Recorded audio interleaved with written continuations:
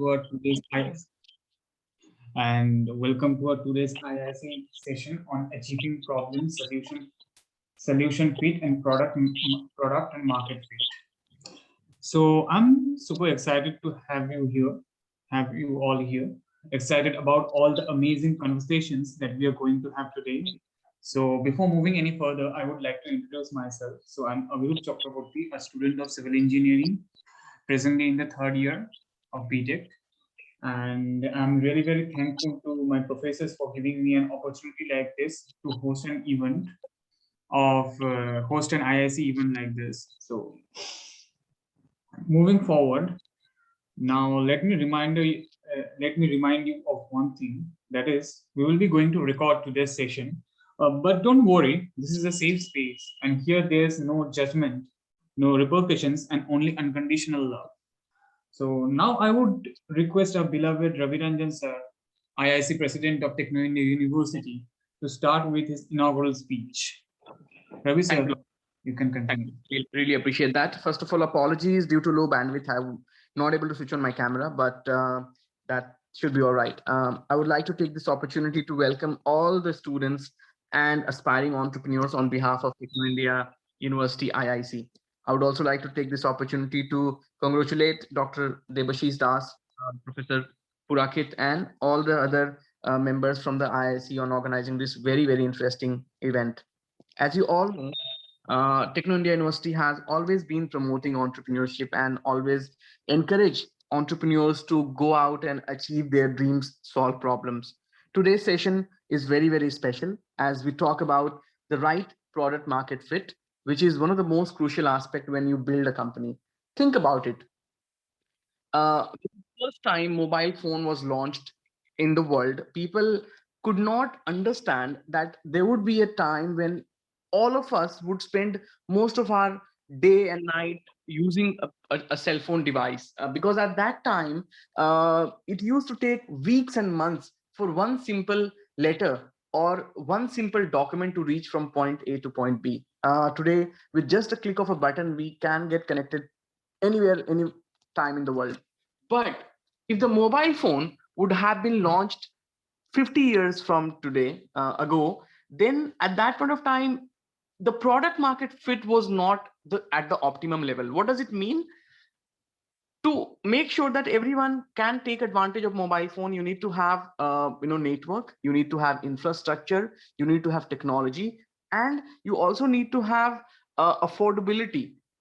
Now, at that point, it was not practical and affordable to have something like that. Similarly, today, a lot of companies, including Elon Musk's Elon Musk, SpaceX, and other companies are trying to, imagine that what if we can colonize Mars and we can send humans on that particular planet. Today, it might look like a dream, but trust me, I'm sure within our lifetime, we will see people moving on to Mars.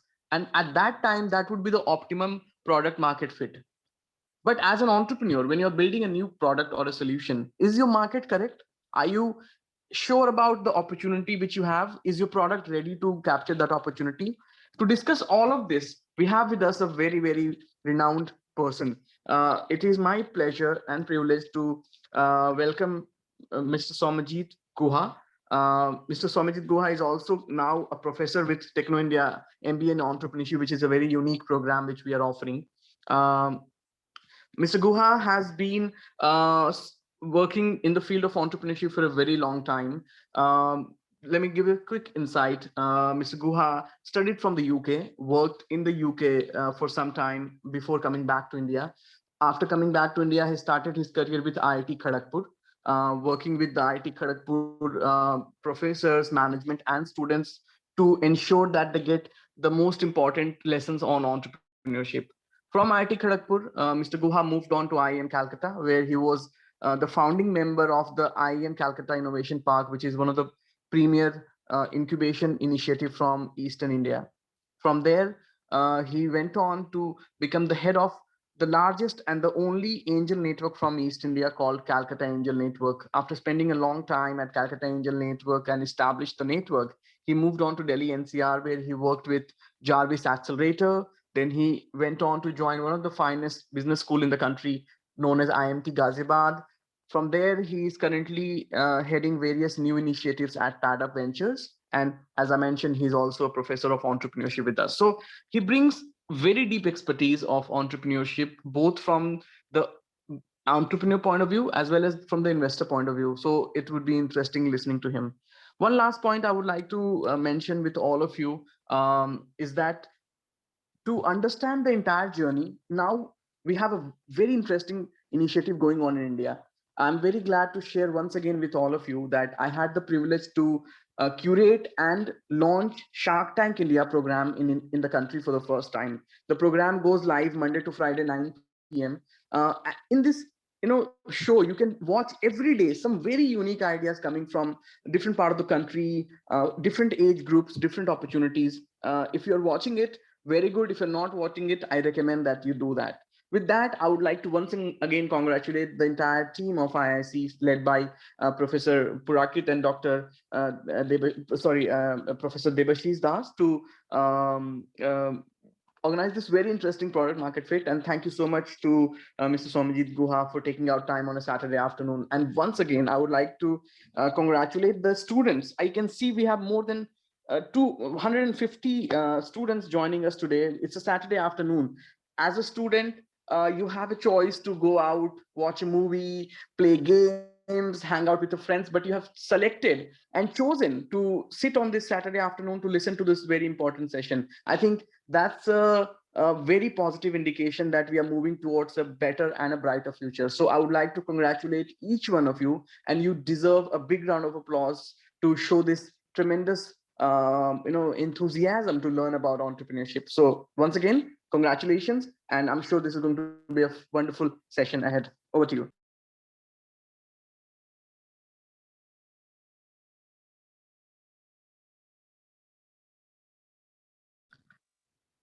We can go ahead. Yes, please. You are on mute. Sorry, you are on mute. You need to unmute yourself. Sorry, sir. Sorry for the inconvenience. I'm extremely sorry for the inconvenience. So just a little bit of housekeeping before we get started. So if you are having any kind of questions during the presentation, then please type them into the chat box, and I'll bring them up to sir during Saumyajit sir during the question and answer session, which will be held after the presentation. Now, without any further delay, I would like to turn the time over to Mr. Saumyajit Guha. Sir, you may continue. Thank you. Thank you, Avirup. Thank you, Ravi, for the kind introduction. Thank you, everyone, for having me today, for giving me this opportunity of being with you guys, everyone, today. I have to say that Techno India is very lucky to have someone like Ravi with them on board. Ravi and I go back, I think 2013 is the time when we met. And I've seen this guy, how he's passionate about entrepreneurship, innovation, and startup founders. If you are a startup founder or a wannabe entrepreneur, and if you just tell that to Ravi, I'm interested in starting out something new, he will spend hours with you just to discuss your idea. That's who Ravi is, and really great to see him here. And thanks for inviting me today. Without further delay, I'll just start with a small presentation. I'll discuss it along. Feel free to ask me any questions in regards to that. Can I be allowed to share my screen?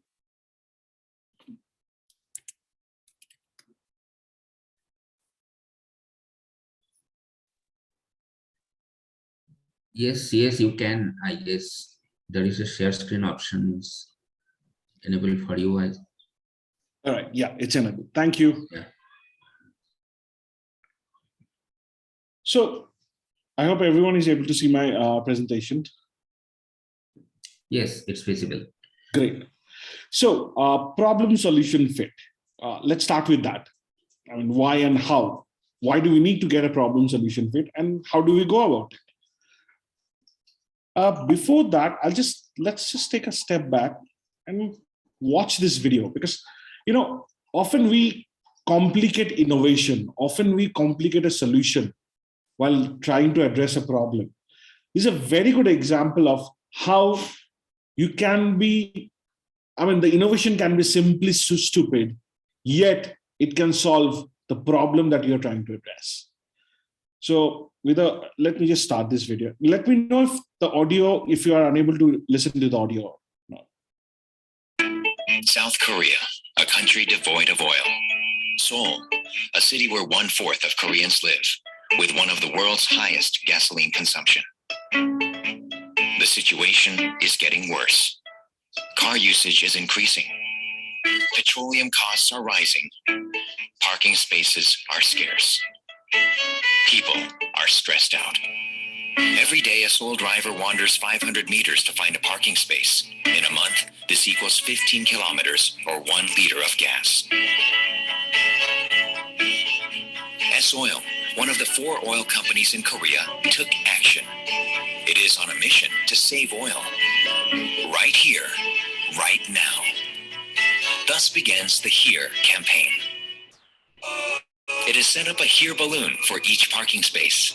As a car parks in it, the balloon falls. When the car exits, the balloon rises. Cars can spot these balloons from afar. They can spot open parking spaces without wandering. Finding quick parking means saving oil.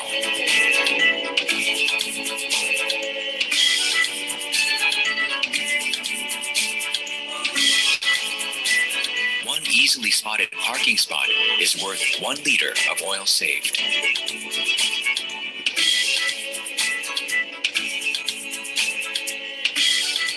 교육할 때 엄마들은 저번 만큼 경제적인 게 없다고 봐요. 딱 일정표가 있으니까 참 뭐 좋은 아이디어 같아요. 주차장에서 항상 다니까 신기했어요. 조설 없었으면 못 들었거든요. HERE balloons have saved drivers' gas expenses through a new and interesting method.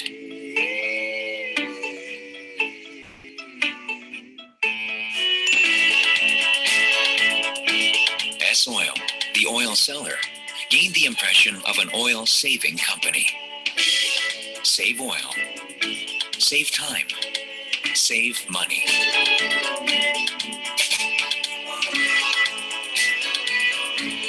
HERE, taking action for a better world. Save oil. Save Earth. S-Oil. See, one of the best part about this ad is that if you look at a company, you don't need to be a small-time entrepreneur or anyone just to be innovative. A big giant, someone like S-Oil, can also be innovative. It's just that you need to understand your customer. So they wanted to solve a problem for their customers so that they can reach out to the maximum number of customers. Their problem was they wanted to reach out to the maximum number of customers, not only just to reach out and create an impact. Who are their customers? Automobile owners. Where do you find most of the automobile owners at the same time? Well, parking lots of supermalls or parking lots of commercial buildings. That's where most of the cars, you can find as many as cars possible at a single time. And what is the biggest problem these guys face? Well, finding the correct parking spot.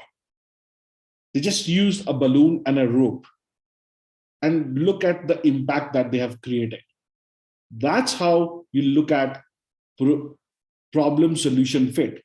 You address the problem, you identify the problem, and then the solution can be as simple as a balloon and a rope, but it could have the most long-lasting impact on your user or your customer. So when we talk about problem, see, one of the things, there is a survey, there was a survey by IBM, and they did a top 5 reasons for startups to fail. They found out like 90% of startups fail within the first 4 years of their operations. And the top 5 reasons they listed were building something nobody wants, chasing investor instead of customer, poor team, poor management, poor delivery. Now, among these top 5, the biggest one is building something nobody wants. Then comes poor team, then comes poor delivery, chasing investors, and last but not the least, poor money management. Now, you can see the elephant in the room is most of the time is basically building something nobody wants. And that's happened when you create a hammer and then start looking for a nail. Basically, you don't, I mean, without trying to understand the problem that you want to solve, you create something. I mean, mobile phones are there, yes, but those are exceptions. When you are trying to get a solution out in the market, first you need to understand the problem that you want to solve. You might have a prototype, but then also there is a way of validating your prototype by going into the market and trying to understand how you go about it. So Steve Jobs, I remember in a video, he was asked that, do you think that you need to kind of ask your customer first and then go back to the drawing board? He said, I don't remember the exact word, but his lines was like, no, first, if you have a prototype, build the prototype, then go and see how the market reacts to it. Now, there's a method of going and seeing how do you go about it. So as Henry Ford Sr. said, if you ask your customers what do you want, they will say faster horses. So you need to understand this very carefully.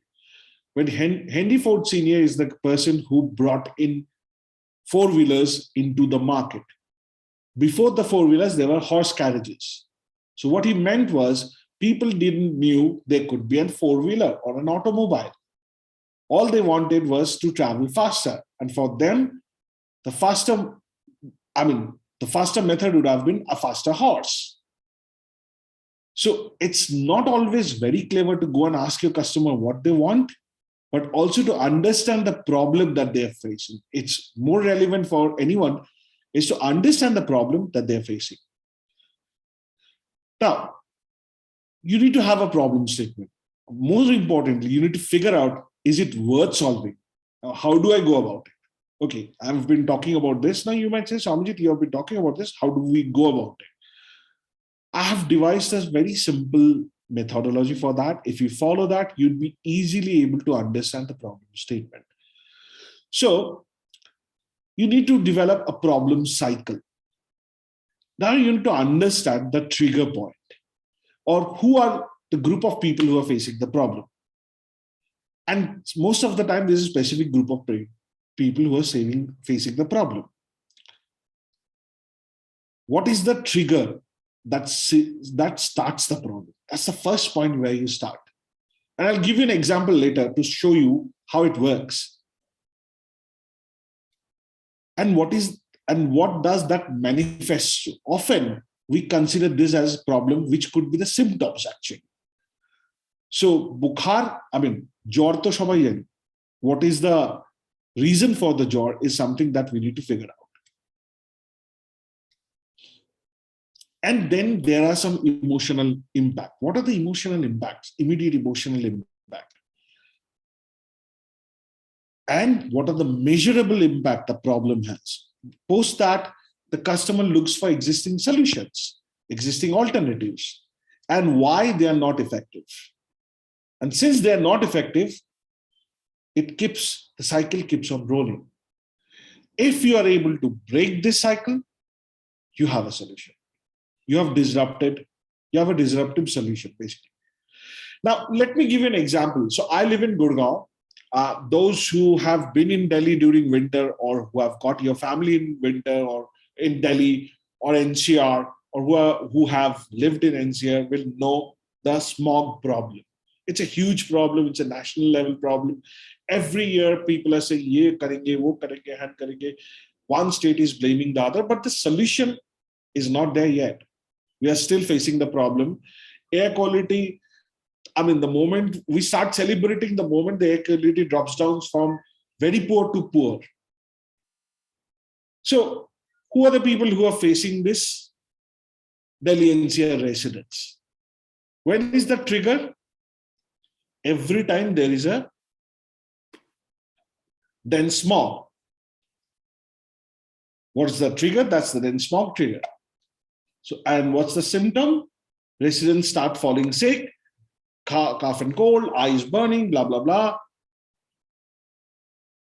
Immediate emotional reaction, we start protesting, we start writing, tweeting, we start Facebooking, creating hashtags and everything. Measurable impact. Hundreds of residents fall sick, can't breathe, breathing problem. Infants develop breathing problem. Senior citizens develop breathing problem, so on and so forth. What are the alternates? Current alternates: wear masks, stay indoors. Then you have your odd and even. Then putting water rinse. Then putting what do you call that? Air purifiers. All the stuff. But the problem still persists. And what happens? Alternatives don't work. People feel harassed. People say, why we are facing this problem? Odd even doesn't work. People are not happy, and the problem continues. So when you look at a problem, so I'll give you a very, very simple example. I mean, this happened with me when I was with IIM Calcutta Innovation Park. So we were tasked by the state government to create a training program for the DIC officials, District Industrial Centers officials, for MSME department. So we went and we tried to understand what was the problem and everything, what were the problems we were facing. And one common problem everyone told was, we are supposed to help entrepreneurs in starting their businesses and all. But what happens is that most of the time they come to us with an information request that I want to know more about this industry. I want to set up an industry. Can you help us out? And they say it becomes very embarrassing for us at times, because most of the time we don't get those information with us. We don't have those information. We don't have information on all industry. I don't know everything about all industry. My apologies. I'm still recovering from my COVID, so a little bit of cough is there. So please bear with me on that. So these guys then say that if you can give us a yellow page kind of a thing of information on all industry, that would be very great. So they talked about the problem. They gave us a solution also. I mean, you can write in the chat box, but can anyone guess what's the actual problem? What's the problem here? Is this the problem or is this the symptom? If this is the symptom, then what's the problem? Quickly, can anyone just fastest finger fast? Let's play a bit if you can.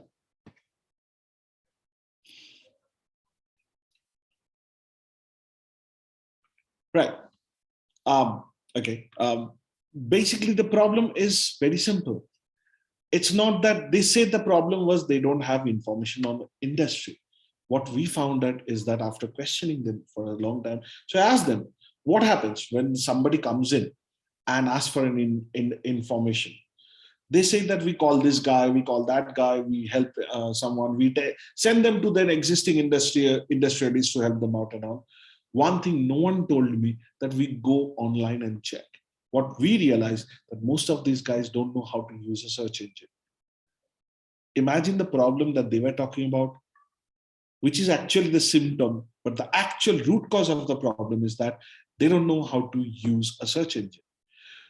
We developed a training program and they gave us a solution also that give us a yellow page kind of a thing for information on all industry.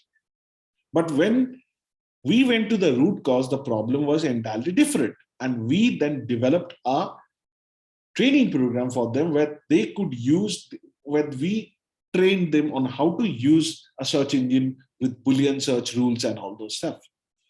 So that's why it is very important for anyone to identify the problem first and go to the root cause of the problem rather than trying to just figure out what is the problem. So once you have done that, then comes the problem statement canvas. You need to identify who are the people who are facing the problem. How do you do that? When does the problem occur? Start with the context. Look at the impact. What is the quantifiable and emotional impact?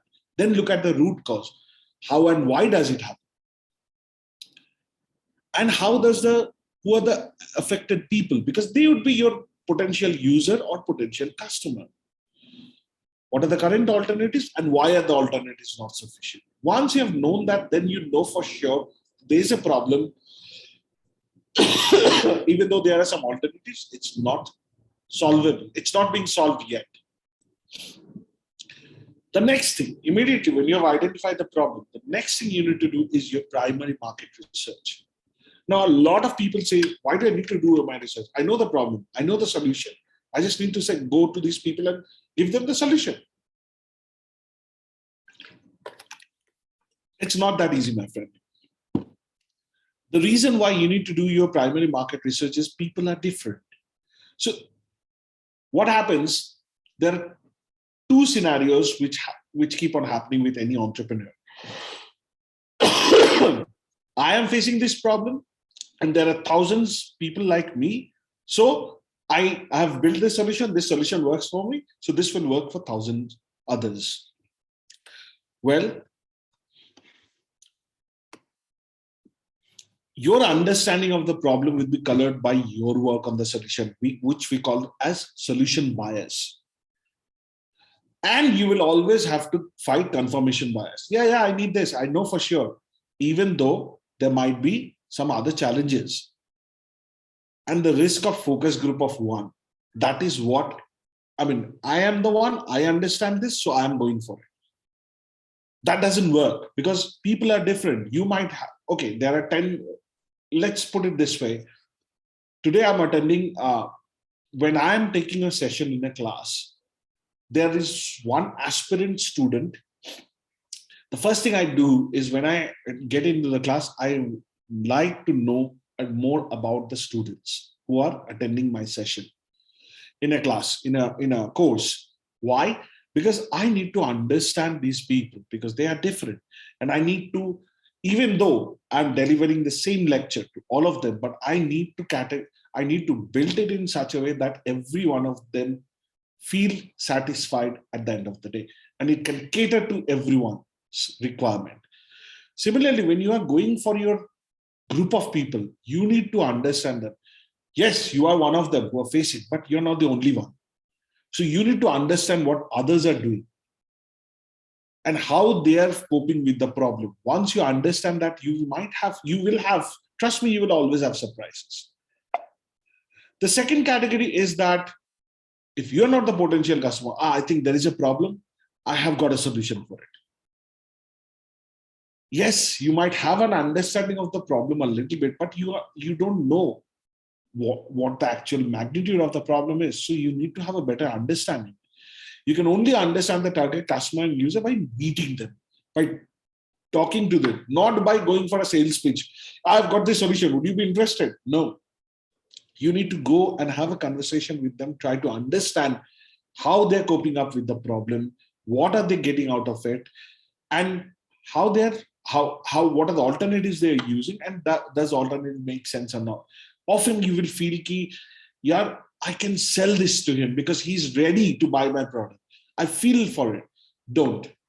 Try to understand what are the top priorities of this person, or what we call as person. Out of your primary market research, you will be able to identify your persona, who would be your potential user or buyer. Sometimes both can be the same person. Once you have identified that person, then you start building your solution, which is customer-centric. See, I hope everyone understands this term called Ikea Effect. Ikea they've got a very, as a company, they're doing brilliant by playing with the emotions of people. What they do, they give you you buy a table, they give you in a box, everything is, unassembled, the instructions are there and you assemble it. You feel like, once you've done the table, you feel like, this is so good and everything. And they charge you 2,000, 3,000 rupees for just a stool. And you feel like, yes, this is every penny worth. But if I want to sell the same stool to you for the same price, you'll be saying, this is an IKEA product. How can you sell it to me for 3,000? This is because you have built it yourself. You feel that this is very pricey because you only know how much sweat and labor you have put into this. But for your customer, it doesn't matter. For customer, it is more important that what are they getting out of it.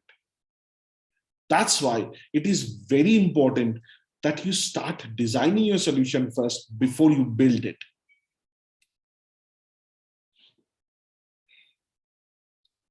If I built, I overvalue it. If someone else built it, you put a normal value. And that's exactly what customer behavior is all about. So hence you need to design your solution first before jumping into the prototype creation. How do you do? First, get on the drawing board.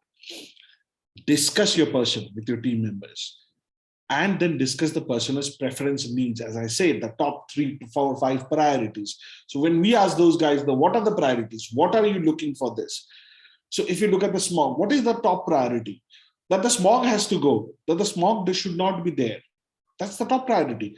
For these IDEO guys, the top priority were that we should be able to provide the information readily to these guys whenever they're asking for something. We should not be dependent on others. Make a list of the top 5 needs. If there are no top 5, top 3 lists, then design the solution. Highlight the product benefits. The product benefits should match with your top 5 needs.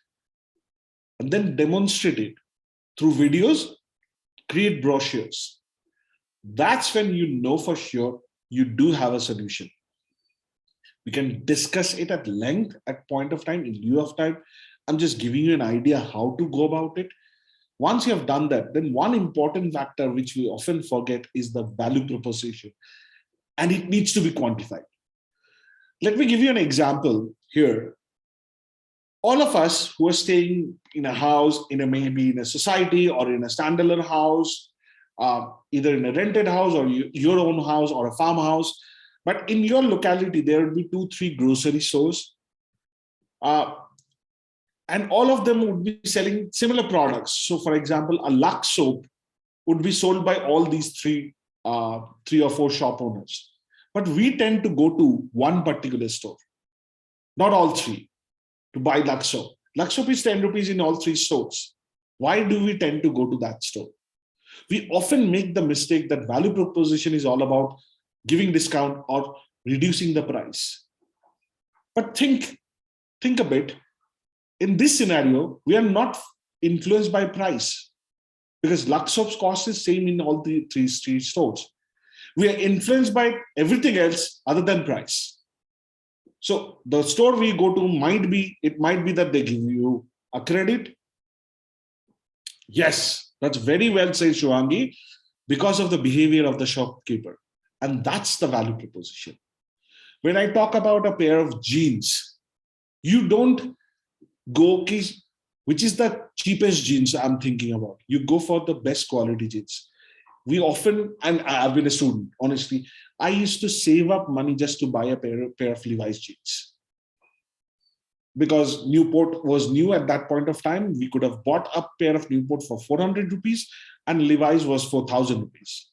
But I will save up. I will wear a pair of Levi's for 1.5 years, but I will not buy a Newport. Why?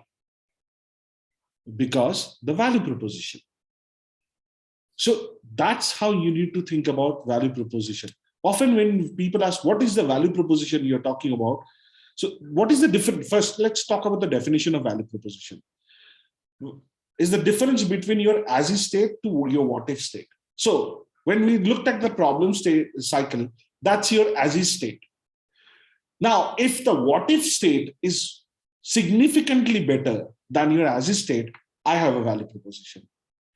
Now, when we talk about significantly better, often we say so much better than anyone else. Can you quantify it? So now here is the quantification. So this company will teach me how to be myself in a foreign language. Now, this is what I call a value proposition canvas. On the right side, you have your customer. The customer will have their wants, their fears, their needs, and substitutes are there. And in the product, you will have the customer will, from your product, the customer will experience the product, will there would be benefits offer and the features. So you need to be very careful differentiating between the benefits and features. Now here, what are the emotional drivers of purchasing? You might have wants, but what are the hidden needs? That is very important to understand. What are the drivers of purchasing? What drives them in purchasing to that, going to that store? What are the risks? What are the fears? Okay, fine. If I buy from you, how it's going to impact me in a negative way, or what I'm going to lose. What if it doesn't work? What if it has got a bad reaction on my skin? And then in the solution bit, benefits is all about what do your product do. Features is how does your product work? So there's a big difference. So when we provided the training program, what do your product do is we will train you how to provide information. Feature is we have developed a online training program where we use certain terminologies like Boolean search and everything to help you understanding how do you search on an online platform. Experiencing what does it feel like to use your product. After going through the training, were they able to help the entrepreneurs? Yes, some of them were. Some of them were too old to adopt and they still came back to us. We helped them out, but most of them were able to understand. That's the experience. And substitutes, you need to think about what do people currently do instead. So they were calling them up and everything, those were not efficient. So this is how you quantify your value. And if you look at the value proposition canvas that we are talking about, everything over here you can quantify. So when we talk about so much better, I can tell them, let me give you an example of a company that we are mentoring called Ameliorate Biotech. So, dengue, chikungunya, and malaria, they all have similar symptoms, but they have very different, they have very different treatment processes.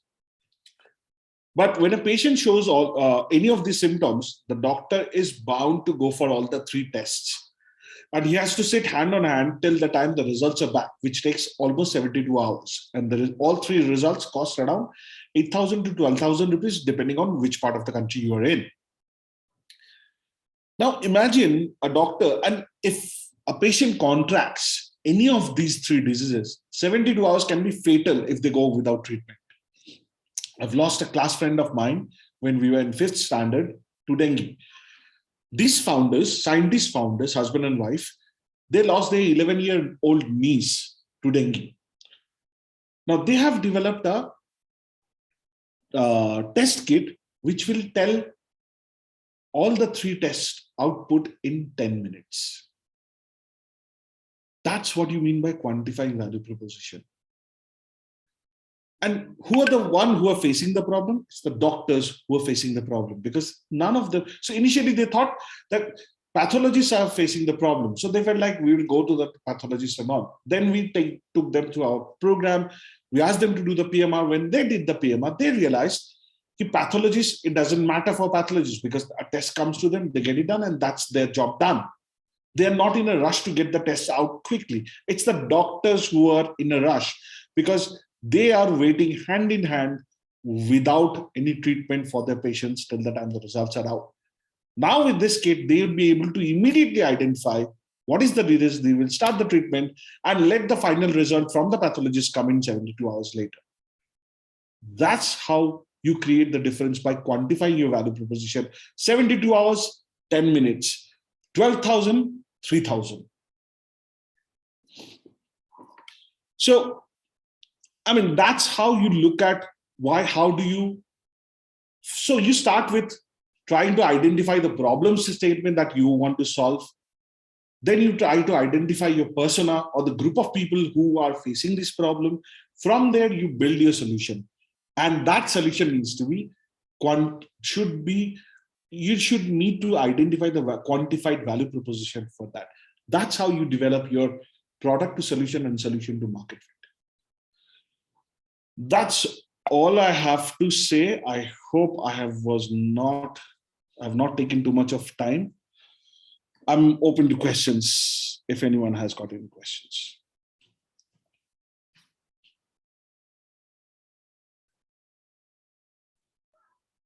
Abhirup, you please take over.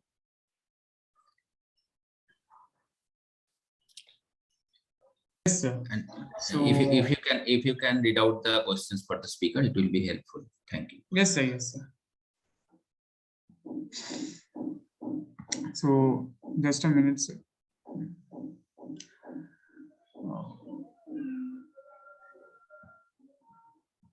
So I have something in the chat box. Ayan Nandi has said that value proposition also deals to make a product attractive for the buyers. It's the other way around. If your solution is addressing the problem, it becomes attractive for your buyers. How do you make it attractive for your buyers is by getting that value proposition correct. And that starts with the top priorities of your persona. So yes, book recommendations, boss, entrepreneurship. There is a book by Bill Ollett. You can look into that book. I'll share the name of that book. In fact, I can find it here. I'll just find the name and I'll put it in the chat. That's a very good handbook to understanding and developing your entrepreneurial journey. So it's a good book. I think the PDF is also available online. You can check. You can get it from your library also. But that's definitely one book I should recommend. There was one by Professor Saraswati. That is another book you should definitely look at. These are the two books. I'll definitely share the names with you. Any other questions? So it will be my kind request to all of you to ask the question in the Q&A box rather than in the chat box. So it will be convenient for us to look into the questions.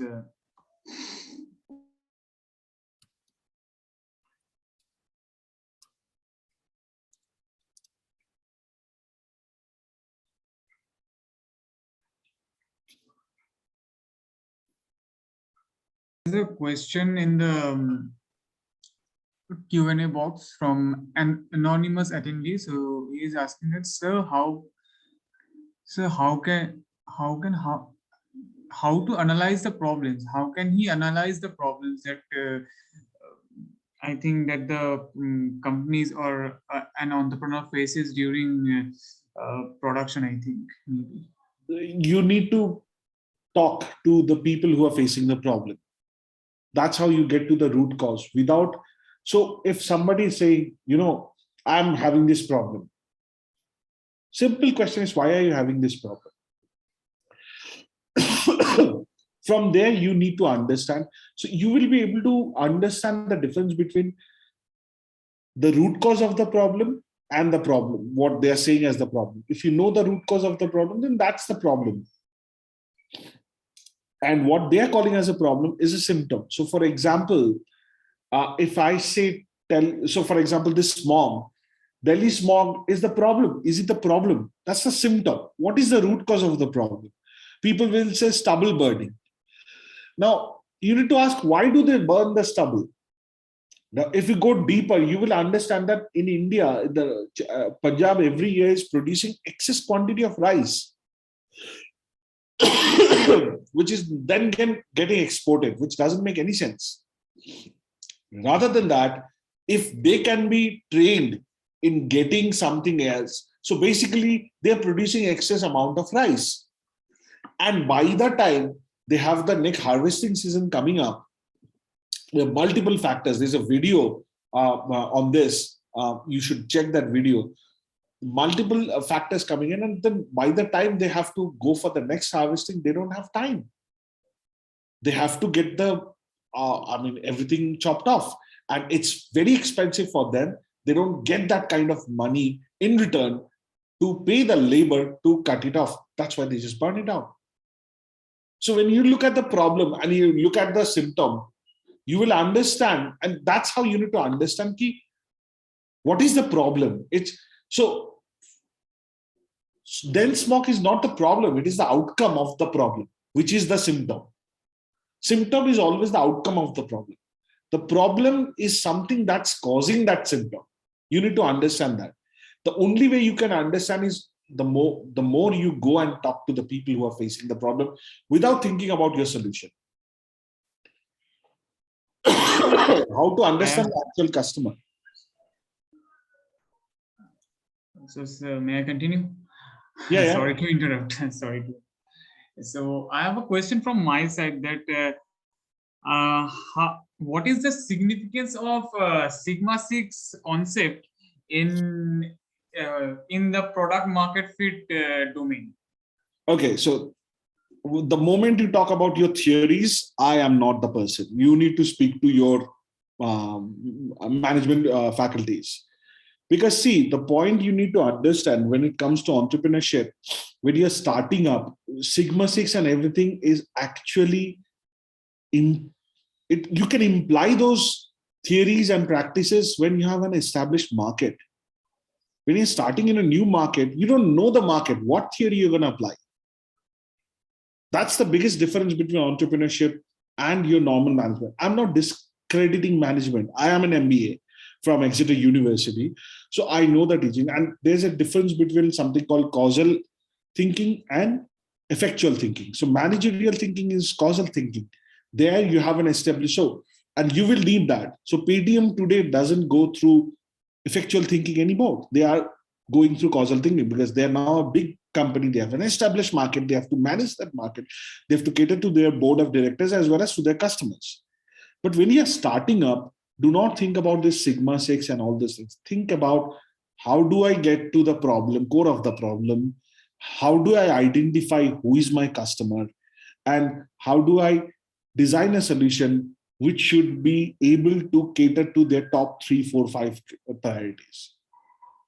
That is where your thought process should be at this stage. All Sigma 6 and everything will come into play when you are an established business, and you need to know them for sure, but for an established market. Does that answer your question? Yes, sir. Thank you, sir. So there's another question from Rishabh Ghatar. So he's saying that is marketing a necessity for a new product or service? Marketing comes much later. There's a difference between finding the product market fit and doing a marketing. So you need to understand that part. Market research and is something that you should do for sure. Primary market research is something that you need to understand. See, secondary market research, you can do a secondary market research on an established market. If you're an entrepreneur, you don't have an established market. You are starting a new market. The first thing you need to have is data on the market. And how do you do that? By doing primary market research.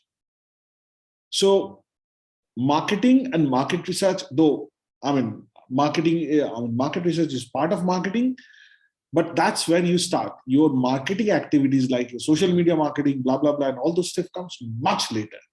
Let's not go in there. First, we need to do our primary market research. Remember one thing, often we mistake primary market research with survey. Survey gives you quantity. Research gives you quality data.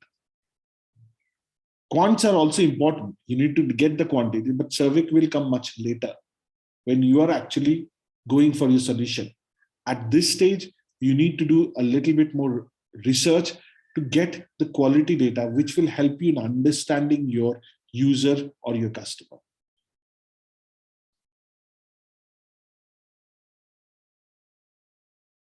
So there's another question. There's a question from Souvik Pal. He's saying which ESG domain you will recommend to us? Which ESG domain you will recommend to us? What's ESG? So ESG is a paper that we have in Technology University. The full form is Entrepreneurship Skill Development. And in this... Entrepreneurship Skill Development. Yes, Okay, my bad. which ESG domain will I recommend to you?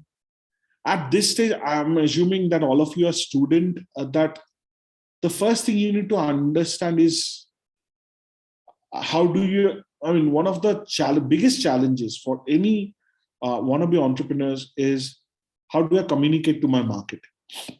How do I do my PMR? That's the first thing you need to learn. See, techies, any day you are better than most of the people around. So you will be able to develop the technology quite easily. So that skill I'm not considering at all. But your soft skills in understanding the problem statement, not having any bias, having the curiosity of a 4-year-old to understand your customer is most important skill that you will need at this stage, because that makes or breaks for you. Imagine a scientist who has been a scientist for 30 years. He went to the market and tried to understand his customer, and then he built his product market fit accordingly for ameliorated biotech. If he can do that, he's a scientist.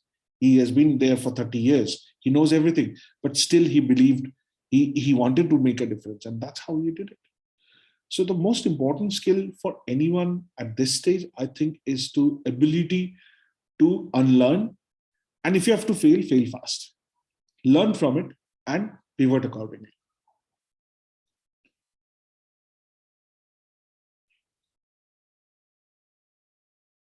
So the next question is from anonymous attendee. He wants to say, what he is asking is how to compete with your competitors on providing same services on same field. Very good question. I wish I knew your name, but very good question. See, the point is that, and that's why value proposition becomes so important, and PMR, primary market research, becomes so important, because if your competitor were doing very good, then the problem would have not been existed. Your top 3-4 priorities of your persona will give you the competitive edge over others if you're able to solve those problems based on the priorities of your persona. That's how you get a competitive advantage. So I'll give you an example. In Baharampur, we met, I think in 2013, I met so there's a plastic cluster. When we say cluster, there are similar kind of, so basically everyone in that village is building plastic molds, products out of plastic mold, like jugs, mugs, bottles, and everything. So this guy who actually started that cluster, this guy is an illiterate person. When I met him, he was in his early 40s or something like that. So I asked him how he built it. So he used to sell jugs and mugs in the Baharampur railway station. So there he felt like if I can make them myself, I will be making more money. He went all the way to Bangalore, worked as a laborer, got promoted as a foreman, learned everything, came back, did a lot of struggle in accumulating money, and started the business. So when I asked him 2014, 13 or 14, I don't remember, that what's your daily sales today now? He said that with great humility, he said that I'm selling 9 lakhs of products every day. Rupees 9 lakhs worth of product on a daily basis. So then I asked that people are now following you, how do you stay ahead of competition? He said, what I do is when I have a new mold, after 6 months, I sell my molds to these guys and I start with a new mold. So by the time they're selling these designs in the market, I have got my new designs. Staying ahead of your competition is basically how do you create your entry barriers for it. This is how he has created an entry barrier for a very, very done and dusted business, which is, well, I wouldn't say done and dusted, very, very traditional business, which is manufacturing plastic goods through plastic molds, injection molds. I hope that answers your question. Next question is from Samit Sen. He has asked for any book recommendations for newbie entrepreneur. Because there's one book, I remember the name now. It's called Disciplined Entrepreneurship from Bill Ole. Let me try to find if this is in. Yeah. So let me share the link here. Will they be able to see the link if I share it in the chat? Yes, sir. So this is the link. You should definitely get this book from, ask your college to get it for you. So in that way, you don't have to spend money on it. So this is a very good book, very easily readable, bit expensive, but good book to read. And very easy to understand. Next two questions are from anonymous attendee. So guys asked, what is Sigma 6 and how can I do a market research? What is Sigma 6? I'm not the best person to answer that. I think you will have your management faculties who would be more capable of understanding, marketing faculties who would be more capable of making you understand what Sigma 6 is all about. Or you can go to your even seniors who are doing your MBA now, they'll be able to. I don't even remember what Sigma 6 is. I've read it. I'm being very honest with you. Sir, if you can kindly share with everyone, it is shared with only panelists and host. Oh, sorry. My bad. Everyone, here is the link.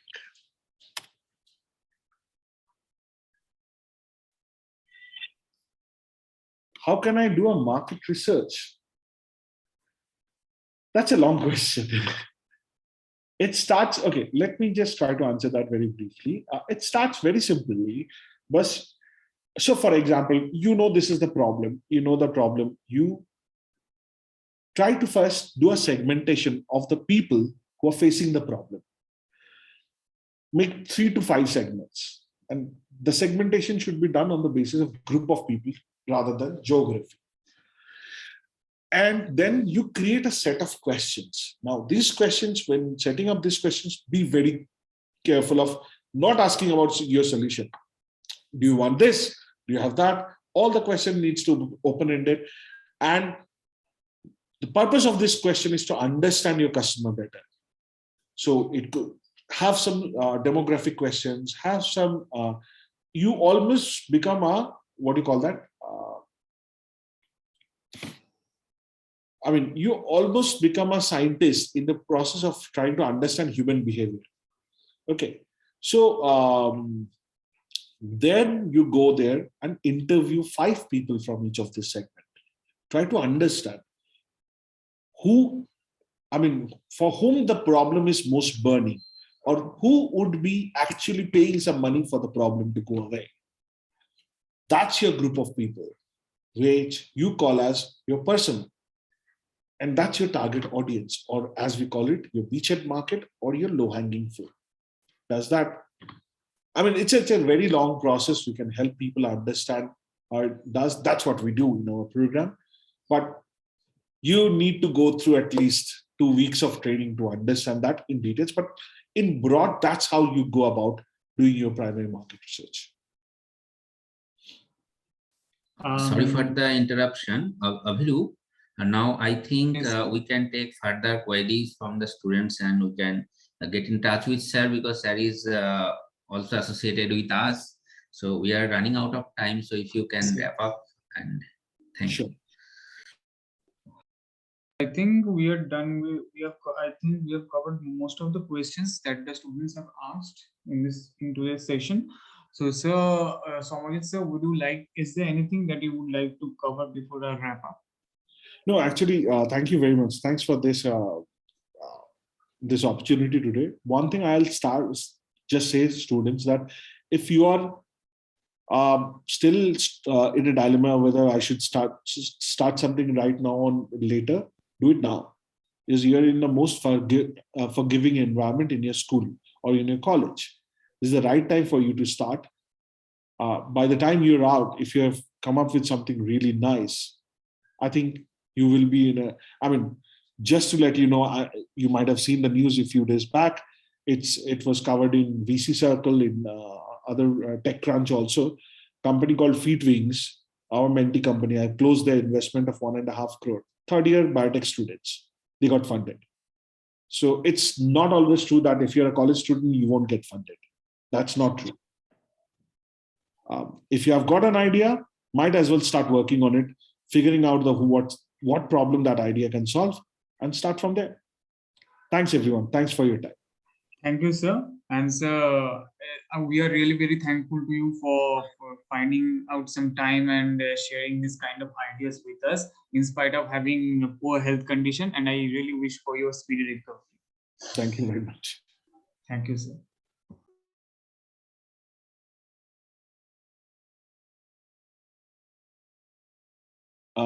Can I log out? Yes, sir. Sure. All right. Thank you. Bye.